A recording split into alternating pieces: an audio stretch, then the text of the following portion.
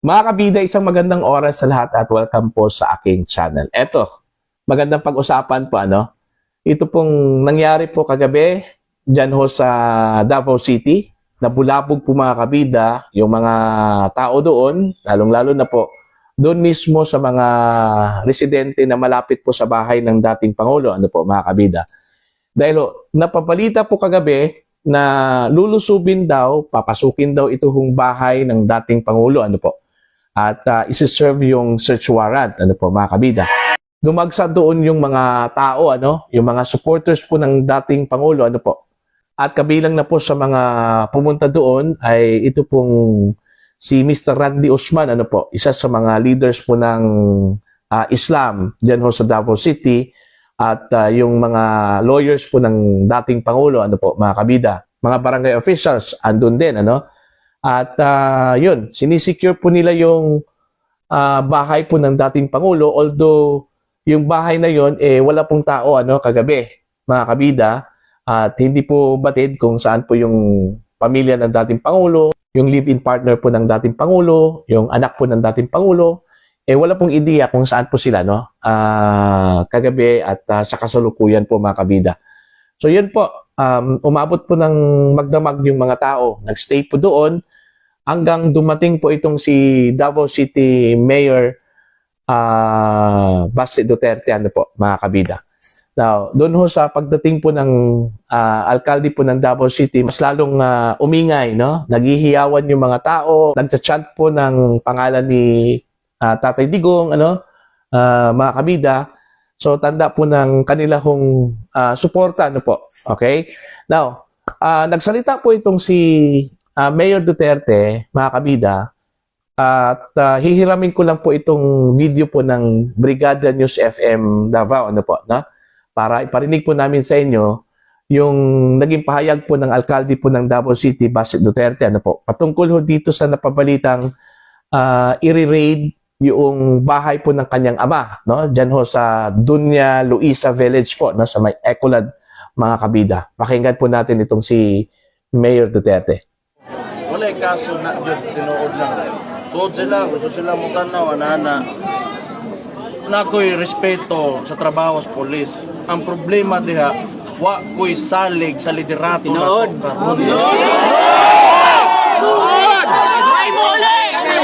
Bantay ka! Ulay nyo si tatay! Importante yun karon nakahibaw ta sa itong mga katungod. Kana yun, dili ta, basta-basta lang. Pareho sa gibuhat nila sa kuamahan. Wagi ko kibaw nganong tuan na dito sa Netherlands karon. Salamat kaayo. Sobra-sobra na inyong ginapakita. O gusto nako nga makapahuway mo o mauli mo. Kung unsa man ni dawato na mo ni. Kaya man namo mo atubang. Ikibaw man may ako bisag kani karon wa ko'y sa nila. Wa ko'y sa bisag kang kinsa.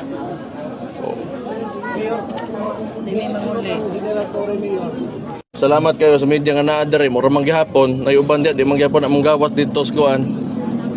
Taas. Mao na ako gasalig ko sa inyo ha mga tao gyud karon. Yes. Tinuod lang. Kaya mainstream media medyo wala na Mabuhay mong tanan mga Davaoenyo.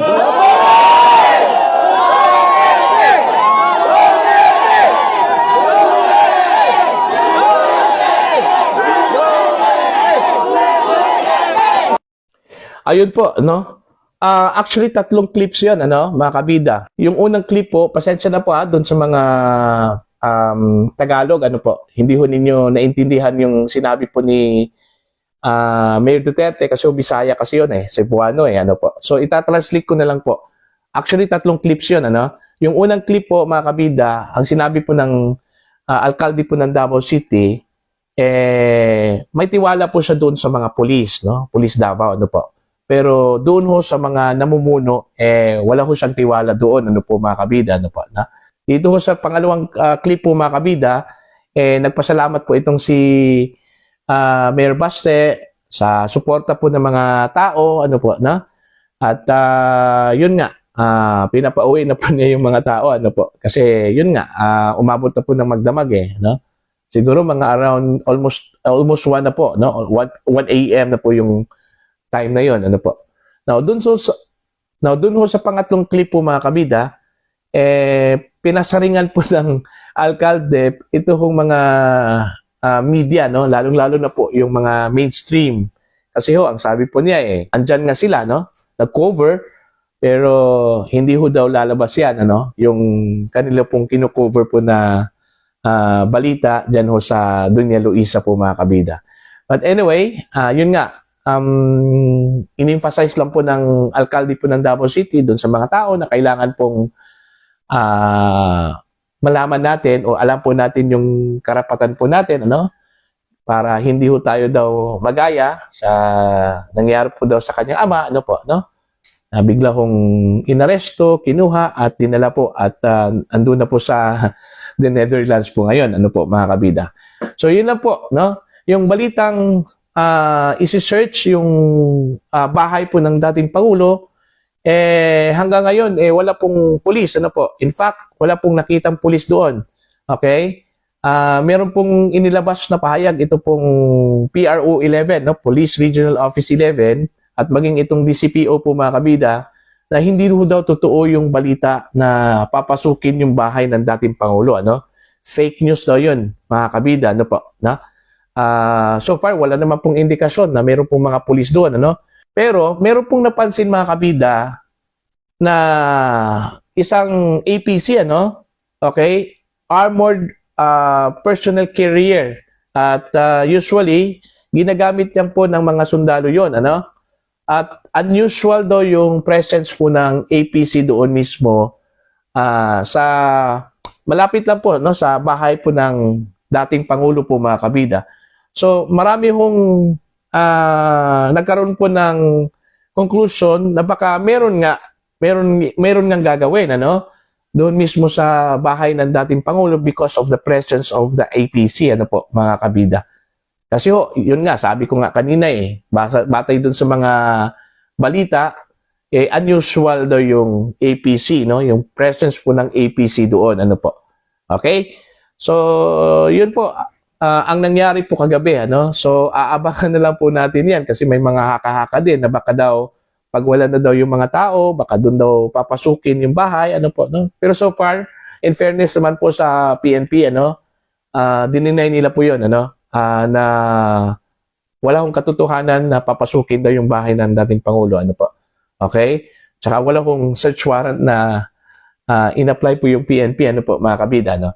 Ang lumabas lang po dito na possible reason daw kung bakit po i-raid daw yung bahay, ito speculation lang po ito, mga kabida. Hindi po to sa akin, ano? Kasi alam naman po natin si dating Pangulong Duterte, mahilig po sa armas, di ba? At saka nung time po na siya po ay presidente po ng Pilipinas, paulit-ulit yung sinabi po na nangongolekta po siya ng mga armas, ano po. Pero may presumption po na yung armas na yon, yung mga armas na yon, lisensyado yon, ano? Kasi Pangulo ka ng Pilipinas tapos nangongolekta ka ng armas na walang lisensya. So presumably may may license yon, ano po, no? Yung tanong lang po kung hanggang ngayon valid po ba yung license, no? Baka expired na yon, ano po, no? Baka yun daw yung possible reason or ground kung meron man pong search warrant na in-applyan ito kung PNP, ano po, mga kabida. So, puro lang yun speculation po, mga kabida. Pero, uulitin ko po, dininay po yan ng PNP. Wala hong katotohanan daw na meron pong search warrant na in-applyan ang Philippine National Police at papasukin daw itong bahay ng dating Pangulo po, mga kabida. Alright, so yun yung ganap po, mga kabida. Medyo nagkaroon lang po talaga ng ingay, ano?